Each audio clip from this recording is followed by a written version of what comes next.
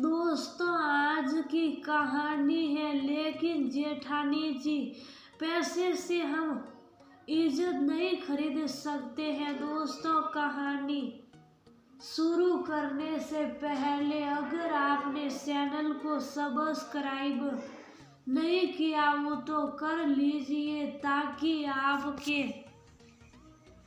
पास पहुंच सके हर नया वीडियो। ना तो वह हमारी हैसियत के लोग हैं और ना ही उनका समाज में हमारे जैसा रुतबा।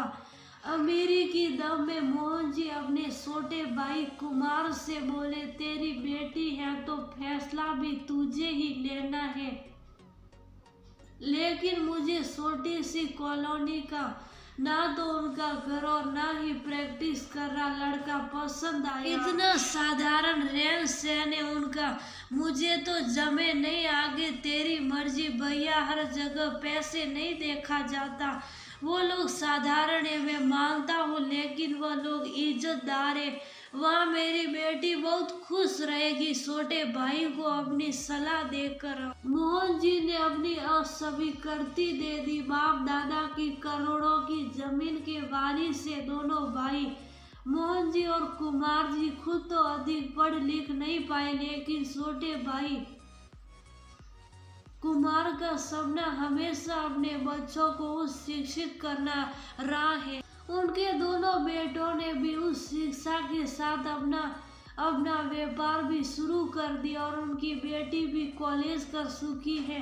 अब वह लोग ही पढ़ाई करना चाह रही थी। दोनों भाई अलग अलग थे, लेकिन कुमार कुछ भी करने से पहले बड़े भाई मोहन जी से राय जरूर लेते थे, लेकिन इस बार उनको भाई का विचार अच्छा नहीं लगा। क्यों कुमार जी हर चीज को पैसे से नहीं तोलते थे और उनकी बेटी के लिए जब किसी ने शहर के एक नामी बेहद ईमानदार वकील के बेटे के लिए रिश्ता बताया था, लड़का साधारण रंग रूप का, बेहद विनम्र और सभ्य लगा। वही कुमार जी को लड़के के पिता के साथ लड़के की मां का स्वभाव भी मन को छू गया और एक पिता की नजरों में उनकी बेटी के लिए इससे बेहतर कोई दूसरा घर नहीं हो सकता था।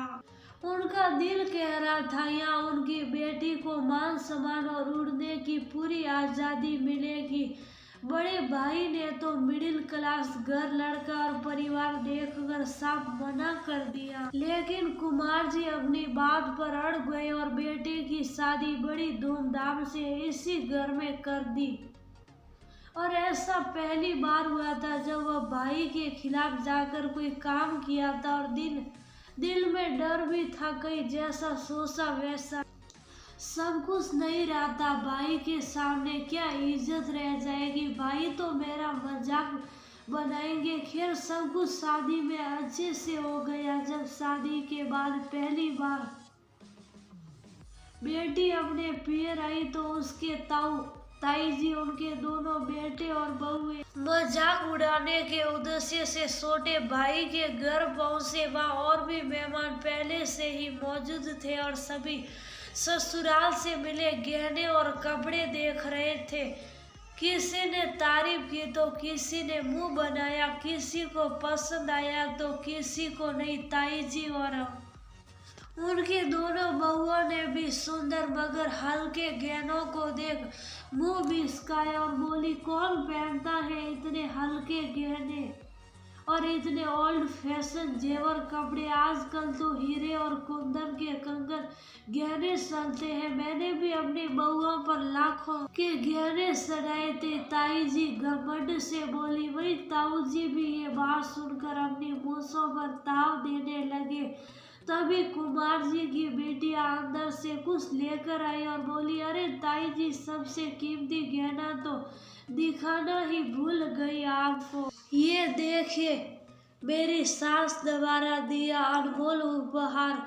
अब तो अन्य मेहमानों के साथ ताऊ जी ताई जी के साथ कुमार जी भी उतावले थे कि आखिर ऐसा क्या अनमोल उपहार मिला है उनकी बेटी को जो वह इतनी खुश है। फिर बेटी ने लो कॉलेज में एडमिशन के पेपर दिखाते हुए बिटिया बोली, मेरा वकील बनने का सपना जब मेरी सास को पता चला तो उन्होंने मेरा एडमिशन करा दिया है और साथ ही मेरे ससुर जी और पति ने अपना पूरा सहयोग देने का वादा किया है। मेरे सपनों को अहमियत देने वाले परिवार के सामने हीरे मोती और गहनों की कोई कीमत ही नहीं है। तिजोरी में बंद रहने वाले बाहरी चमक बिखेरने वाले गहनों की कीमत शिक्षा रूपी रतन के सामने कौड़ी के समान है। और अपने पिता कुमार जी के गले लगकर बोली, इतना प्यारा परिवार देने के लिए आपका बहुत धन्यवाद पापा। गहनों से लदी सोने के पिंजरों में बंद चिड़िया की जगह आपने तो मुझे उड़ने के लिए पूरा आसमान ही दे दिया। कुमार जी की शादी अपनी सही फैसले से सौड़ी हो गई थी। कहते हुए हैं कि जिसकी बेटी सुखी उसका जीवन सुखी। अगर बेटियां अपने ससुराल से मायके खुशी खुशी आए और खुशी खुशी जाए तो माँ बाप को उससे ज्यादा और क्या चाहिए। अब कुमार जी को पूरा सुकून था। उन्होंने अपनी बेटी के लिए जो फैसला लिया था वो सही साबित हुआ। अब उनको अपने फैसले पर पछताना नहीं पड़ेगा।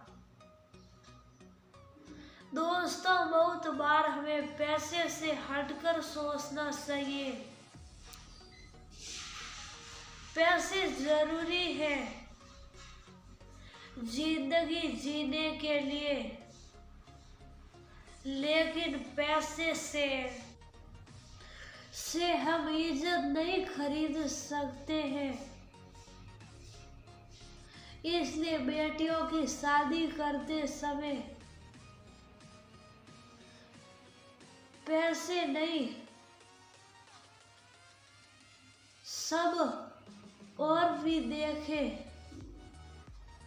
बहुत बार हम पैसे देख बेटियों को ब्याह तो देते हैं, लेकिन पैसे बेटियों को खुश नहीं रख पाते हैं।